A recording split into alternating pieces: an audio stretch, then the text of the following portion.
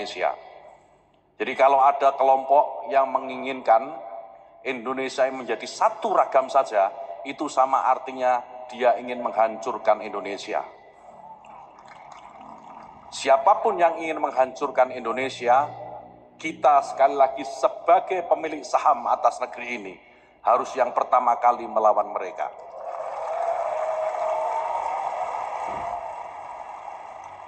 Oleh karena itu, saya juga merasakan sekaligus ingin meminta maaf dalam kesempatan yang baik ini. Di beberapa tempat masih muncul beberapa penolakan pendirian tempat ibadah, terutama untuk saudara-saudara saya umat Kristiani. Saya minta maaf.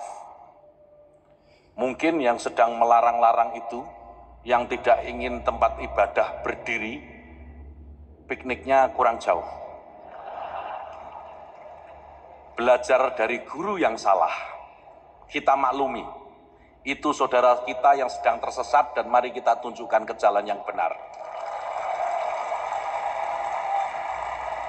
Kami pemerintah sedang berusaha, sedang merumuskan sebuah peraturan.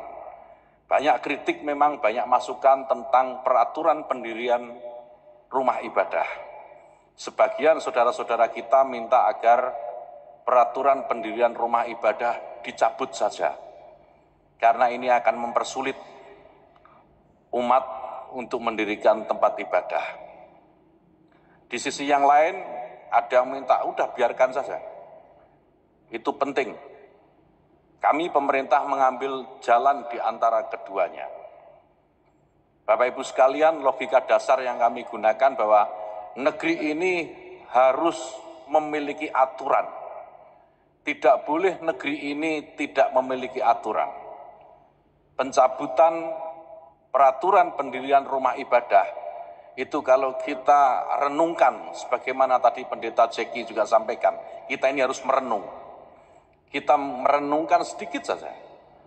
Kalau tidak ada peraturan mendirikan rumah ibadah, maka di mana satu agama mayoritas, ya, itu nanti isinya di tempat itu ya rumah ibadah agama itu saja. Sebut misalnya di Jawa Barat ini mayoritas Muslim.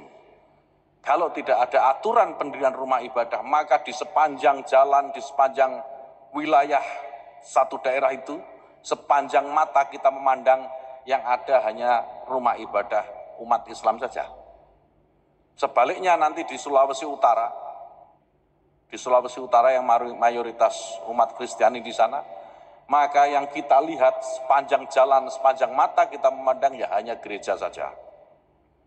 Dan ini Bapak Ibu sekalian sama sekali tidak mencerminkan kebinekaan, tidak mencerminkan keindonesiaan, dan tidak mencerminkan takdir kita sebagai sebuah bangsa yang memang beragam.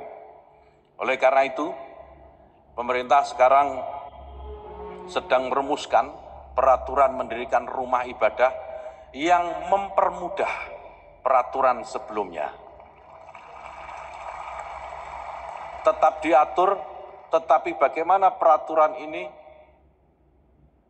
bisa mempermudah setiap umat beragama yang ingin mendirikan rumah ibadah.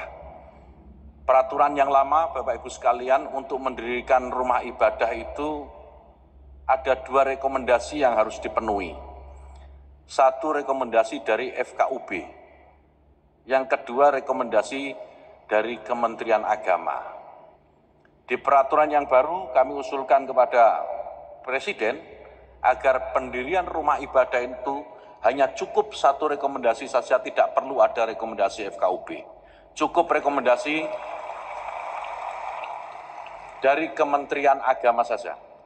Karena kami memahami betul dari beberapa persoalan yang muncul dari pendirian rumah ibadah ini, kebanyakan itu karena rekomendasi dari FKUB tidak keluar. Sehingga pemerintah daerah tidak berani memberikan izin IMB bagi rumah ibadah. Nah, ini kita buat sedemikian rupa sehingga aturan tetap ada, tetapi aturan ini mempermudah, tidak mempersulit seperti sekarang. Nah, kepada saudara-saudara umat Kristiani, saya mohon doa agar peraturan ini segera terbit dan kita hidup beragama di bangsa yang majemuk, di bangsa yang berbineka ini juga semakin tenang dalam menjalankan keyakinan kita. Bapak Ibu sekalian, yang terakhir saya ingin mengingatkan kepada kita, selain sebagai rumah besar, selain kita memiliki saham atas negeri ini, saya ingin mengajak Bapak Ibu sekalian, mari kita jadikan Indonesia ini sebagai martabat kita semua.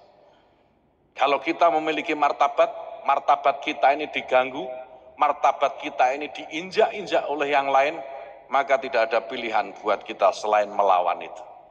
Jadi kalau ada yang ingin merusak atau mengganggu martabat kita yang namanya Indonesia, mari kita bersama-sama melawannya.